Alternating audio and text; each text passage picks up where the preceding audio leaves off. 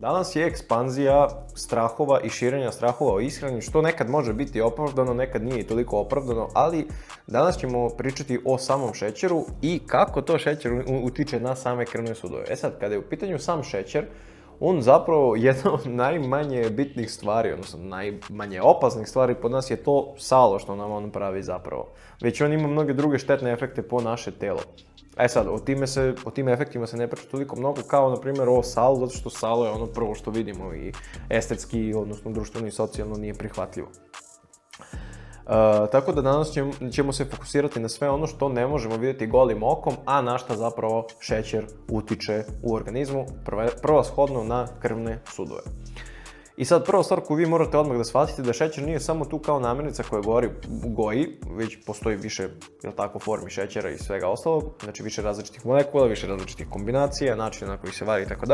Ali šećer kao sam molekul, on može uticati na enzime, proteine, na endotel, odnosno unutrašnjost krvnih sudova i na membrane samih ćelija, tako da može dovesti do njihovog poremećaja. Prvi korak ka oštećenju samih krvnih sudova je zapravo proces glikacije. E sad, šta je proces glikacije? Proces glikacije je lepljenje glukoze za zidove krvnih sudova kada nema prisustvo enzima. I ukoliko se zalepi za krvni sud, neće se zalepiti kao samo za njega, već za neke elemente u zidu krvnog suda. Ali, kao što sam već rekao, to se sve dešava bez prisustva enzima. Najpodložnije čestice za koje se glukoza zapravo lepi su one LDL čestice, odnosno holesterol, ono što mi zovemo loš holesterol. E sad, i opet je to izvučeno iz konteksta, ne mora baš uvek da znači da je on loš, dobar ili tako dalje. Sve je to prilagođeno osobi, u zavisnosti od osobe do osobe. Također, znači, kolagenim vlaknima u krvnim sudovima, oni također podležu vezivanjem za šećer, što je veoma važno da biste vi skapirali koliko je to važno za same krvne sudove. Znači, sama kolagena vlakna koje su u tom krvnom sudu su sklona vezivanju za šećer u odsustvu enzima.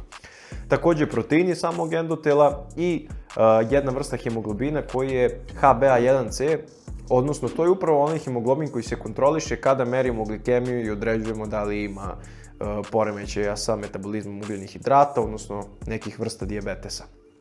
Tako da, zbog toga je njegova važnost i značaj u samoj regulaciji šećera.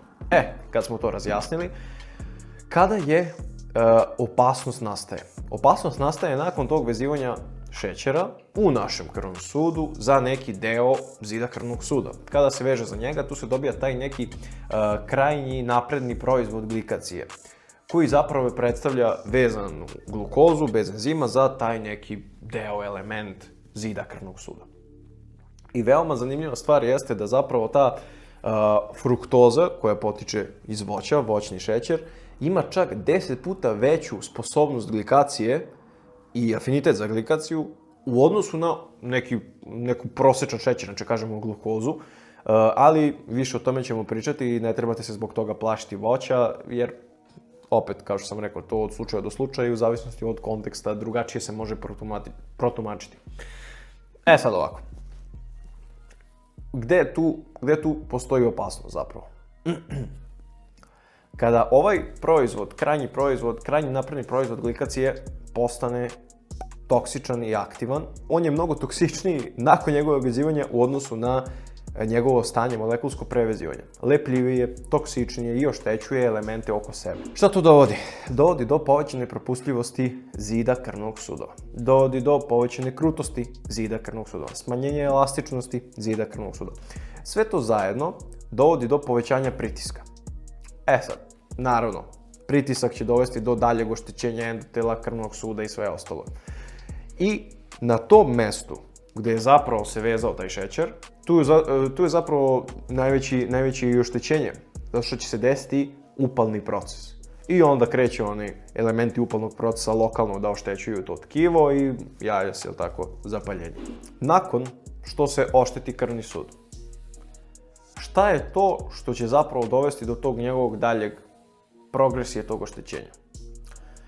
Prva stvar je gomilanje jednih ćelija koje se nazivaju makrofagi, koji prelaze iz krvi i kad dospiju tkiva zapravo postaju makrofagi i oni su tu kao ćelije koje trebaju da unište, odnosno da pojedu neke te strane čestice koje su izazvale tu upalu, inflamaciju ili tako. i smanjeno otpuštanje i stvaranje azot monoksida, odnosno azot oksida. Taj azot monoksid, odnosno azot oksid, je veoma važna supstanca u našem telu. Zašto? Zato što nam ono obezbeđuje da se krvni sudovi šire. I ne samo za to, nego funkcioniše na milion različitih načina u telu koje pospešuje zapravo normalno funkcionisanje našeg tela. Tako da kada ga nema dovoljno, smanjena je i elastičnost i zbog onog prethodno napomenutog porasta krvnog pritiska, to zapaljenje prelazi iz akutnog, znači trenutnog, u hronično, jer nema nekih kompenzatornih mehanizama koji će to regulisati. I onda ako dugo to traje, ako se ne reši, zato što su popustili mehanizmi koji bi to trebali da reše, onda to stanje, to zapaljenje tog krvnog suda postaje hronično. I zapravo tako će šećer oštetiti taj krvni sud, tako što će vremenom polako da nakuplja, izazove inflamaciju. Ako se inflamacija ne ukloni, traje duže vremena i prelazi iz akutne, trenutne u hroničnu, produženu inflamaciju, odnosno produženo zapaljenje. Tu je zapravo ta caka, zato što je hronično, kontinuirano zapaljen taj krvni sud, jer je promenjena njegova struktura zapravo. Kada je taj preveliki šećer prisutan? Zbog njegove elektronske konfiguracije, neki elektroni tu dolaze i oni će uticati na okolne materije i okolne molekule da formiraju slobodne radikale. A svi znate da su slobodni radikali, to su neki molekuli koji nemaju te elektrone, i onda mogu da oštećuju DNK, da oštećuju okolne ćelije i da dovode do njihovog smrti, uništavanja, Ali one ne biraju između dobrih i loših ćelija, tako da uništavaju i dobre ćelije. Tako da one mogu pojačano, ti slobodni radikali, da oksiduju one, sećate da sam napomenuo, LDL čestice, onaj loš holesterol. I zato se svi plaše tog lošeg holesterola, kao imam ga mnogo, može mnogo da mi ošteti krvne sudove. Pa da, ali u određenim stanjima i za određeni tip osoba. Uvek je bolje da imate više tog HDL-a, odnosno tog dobrog holesterola, u odnosu na LDL čestice, naravno. Da je taj odnos bude relativno više ka strani HDL čestice. Sad, cijela poenta toga je da ove čestice LDL-a, kao što sam rekao, će krenuti da ulaze u zid krvnog suda i da mogu da postanu glavni sastojak i centralni deo plaka. A svi znate šta je plak. Ono kad se naformi u krvnom sudu, kad imate nešto, znači ovoliko je bilo promjer krvnog suda i sad ima nešto ovde što krči krvni sud, jel tako? Smanjuje ga. I onda taj plak zapravo je taj LDL, ta vlakna, jel tako, nagomilan šećer, povlači sa sobom, jel tako, i tečnost, i inflamaciju, i oni makrofagi, što sam rekao. Znači sve to kad se nagomila, formira taj neki plak. I to je neki proces, jel tako, aterogeneze i za taj proces aterogeneze, za stvaranje tog ateroma, utiču i neki drugi faktori, ima više različitih stadijuma, jel tako, ali više ćemo pričati o samim krvnim sudima nego o aterogenezi, znači o nastanku plaka, tako da nećemo se previše osvrtati na to. Najveća opasnost zapravo, kad sam vam objasnio zašto je to opasno, kako dolazi do plaka, znači čega da se plašite, znači da se plašite kombinacije previše šećera, prevelik krvni pritisak, kombinacija previše masti, oštećen krvni sud, sve to ulazi u krvni sud, jel tako, formira taj plak. I sad kad se to već formira, kad je to već tu, oštećen je krvni sud, najveća šteta toga i najveća opasnost jeste da dođe do odvajanja tog plaka i da on dospe u cirkulaciju, pošto je to unutrašnjost krvnog suda, tu cirkuliše krv normalno, tako. Da dospe u krvotok i da krene da cirkuliše, znači on da se odlomi i da dospe u krvotok i da krene da cirkuliše. To je zapravo najveća opasnost kod nastanka ovog problema sa šećerom, jel tako. I ako on dospe u krvotok, putuje do nekih sitnijih krvnih sudova kroz koje ne može da prođe, jer su oni sitniji, nisu više ovoliki, nego su ovako. I šta on uradi? Začepi ga. Kad ga začepi, sav dotok krvi, hranjivih materija, kiselnika od mesta začepljenja distalno, znači dalje, nema dotok kiselnika. I šta se onda može javiti? I različite vrste tromboza, tromboembolija, infarkta i miokarda, jel tako, ili nekih drugih delova tela, nekroze, jel tako, ili može da se desi šlog, odnosno moždani udar. Tako da, to je jedan od mehanizama nastanka moždanog udara. Tako da, kada bismo posmatrali sam uticaj šećera na krvne sudove, mogli bismo zapravo da zaključimo da taj prekomerni šećer ubrzava sve patogene procese u samom zidu krvnog suda, koji su ili ranije postojali ili su tek nastali, i dovodi do rizika i povećava rizik za nastanak nekih fatalnih posljedica poput moždanog udara ili, na primjer, infarkta, jel tako? Sad, naročito je opasno zato što će prvo stradati organi koji su, tako, mozak, srce, bubrezi, zato što oni imaju svoje guste te mreže mikrocirkulacije, znači sitnih krvnih sudova. A zašto je to nama bitno? Pa zato što taj tromb neće moći proći kroz tu sitnu cirkulaciju, zato što će zapušiti previše mali krvni sud. Zapuši ga, nema dotoka kiselnika u nekom delu tkiva, izumre, nema čime da se hrani. Zato je to zapravo opasno. I